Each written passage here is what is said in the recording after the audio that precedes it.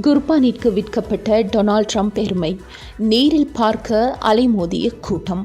அரசாங்கம் எடுத்த முடிவு என்ன? பங்களாதேஷில் அமெரிக்க ஜனாதிபதி டொனால்ட் ட்ரம்பின் தலைமுடியை ஒத்த பொன்னிற ரோம கற்றையை கொண்ட அரிதான வெள்ளை எருமை ஒன்று சமூக ஊடகங்களில் வைரலானதை அடுத்து தியாக திருநாள் குர்பானியிலிருந்து காப்பாற்றப்பட்டுள்ளது.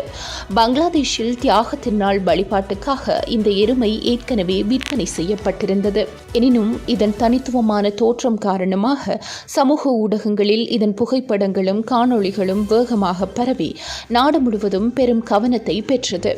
அமெரிக்க ஜனாதிபதி டொனால்ட் ட்ரம்பின் தலைமுடி அமைப்பை போன்ற பொன்னிற ரோமத்தை கொண்டிருப்பதாலேயே இதற்கு டொனால்ட் ட்ரம்ப் என பெயரிடப்பட்டதாக அதன் உரிமையாளர் தெரிவித்துள்ளார்.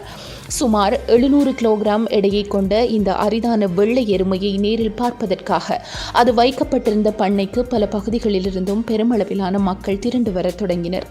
இந்த நிலையில் பண்ணையில் மக்கள் கூட்டம் கட்டுக்கடங்காமல் அதிகரித்ததை அடுத்து பாதுகாப்பு மற்றும் கூட்ட நெரிசல் மேலாண்மை காரணங்களுக்காக பாதுகாப்பு பிரிவினர் மற்றும் அதிகாரிகள் எருமையை பலியிடுவதற்கு பதிலாக அதனை தலைநகர் டாக்காவில் உள்ள தேசிய விலங்கியல் பூங்காவிற்கு மாற்றுவதற்கு தற்போது ஏற்பாடு செய்துள்ளதாக இந்திய ஊடகங்கள் செய்தி வெளியிட்டுள்ளன. நன்றி.